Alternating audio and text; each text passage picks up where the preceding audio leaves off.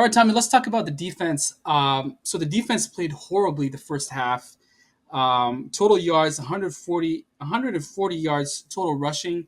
And check this out. For the game, they had 148 yards after contact. So that shows, like, the team was, they had a plan, right? Get these defenders in space, to the edges, make them tackle, make them communicate, and horrible 30 points.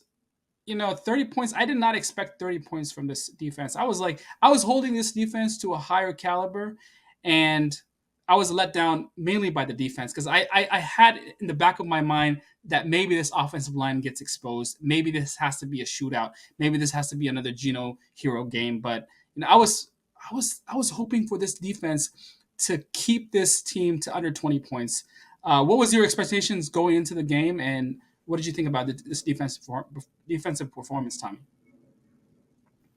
Yeah, I mean, like I said in the pod last week, I thought Seattle was going to get it done this week. I thought they had enough energy, enough momentum, playing with a lot of confidence, had a big home game, and I thought that they were going to get it done this week, and I couldn't have been more wrong. And so the defense overall, I mean, the start was abysmal. It was right from the get go. The Packers walk down the field and get a quick touchdown, and then the offense stalls out pretty quick. Packers go back down, get another quick touchdown, and it was just right away the game got away from us. And so I was just really disappointed to see how our front seven played because that was a group that I think this fan base had built a lot of trust in, Yeah. and they got pushed around by a very young offensive line. I mean, the Packers have the youngest offensive line in the league by average age, and they got pushed around. And we're tackling at the shoulder pads of Josh Jacobs. We're not going low, and it just seemed like we were shocked right off the rip about how the Packers were coming out. And that you can't have that. I mean, the Packers are now what 10-4 and or 10-5, I should say, and um, I mean, they're a good team. They've been doing this all year, right? And so it was just an utter disappointment to see us come out as flat as we did and really get pushed around all game long.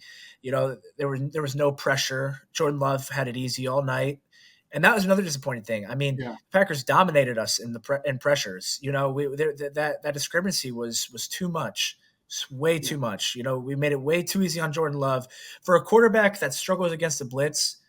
We didn't do enough to make him uncomfortable, and Yeah. and that point blank. And so it was very disheartening to see the defense get beat like that. And the corners, the outside corners, Reek and Josh, they did not play well. They did not play well. Yeah. Um, Devin Witherspoon was getting pushed around a little bit. They didn't target Devin as much, but there are a couple of run plays there where I'm seeing Devin get pushed back on blocks, and just overall, I don't think really anybody played up to where they should have been. And I know the players know it. They're going to look back on film, and there's a lot of mistakes, and they're going to see it and know it. I they're not just going to shrug it off, right? But I mean, for a game like that, we need more. We need more because if we want to make the playoffs, every game is going to be like that. Yeah. And if that's how it's going to be against good teams, then it's going to if we make the playoffs, which I'm not convinced anymore, we're going to have to be more energized than that because they came out really flat. Yeah. And I feel like, Tommy, I don't know if you felt that, watching on TV, but being there in the stadium, I felt like the Packers just knew everything the Seahawks were about to do. Right? They run a blitz.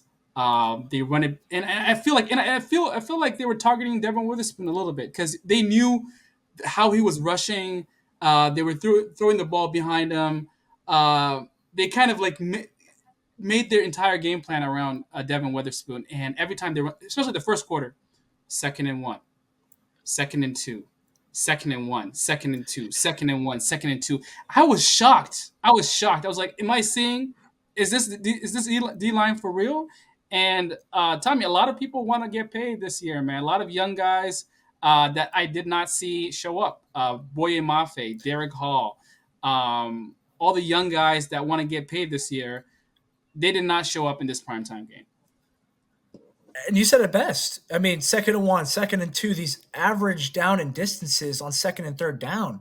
I mean, we didn't make it hard on Green Bay at all throughout the entire night. And with the way they've been running the ball, you get this 3rd and 2, 2nd and 2, the entire playbook's opened up for Green Bay. It's 2nd and 2, they can take a shot because they know on 3rd down we'll just come back and run the ball and get it.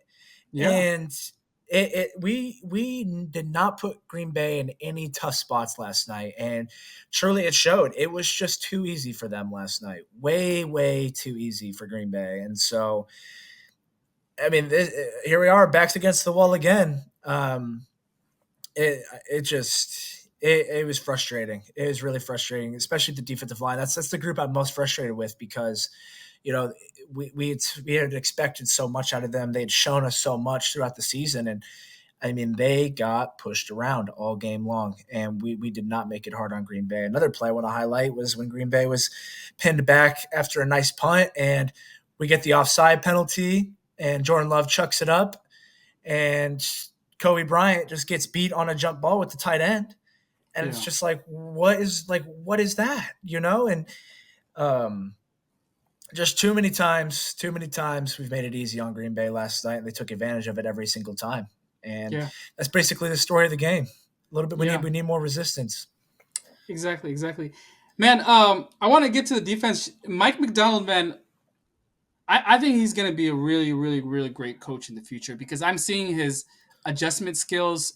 He needs time to grow, but second half, Tommy, Josh Jacobs had 14 carries. Sorry, the first half, Josh Jacobs had 14 carries for 73 yards. Second half, 12 carries for 21 yards, right? And the Packers offense, second half, punt, field goal, punt, punt, punt, right? And they just had like a garbage time touchdown at the end, which was created by Sam Howell. But let's forget about that. We'll get to Sam Howell in the future, but I think he made great adjustments. It's just they didn't start off well. No, and it was a tale of two halves. I mean, the defense put the offense in a big hole early. And then the second half, the defense did show up, but then the offense without Geno Smith had to get out of that hole. And it really is just an impossible task. And so uh, Mike McDonald's an elite adjustments coach. That was one thing I was confident about at half. I was like, okay, I do think, Mike's going to come out, make some good adjustments. And I do think that Seattle's going to be able to answer the bell a little bit.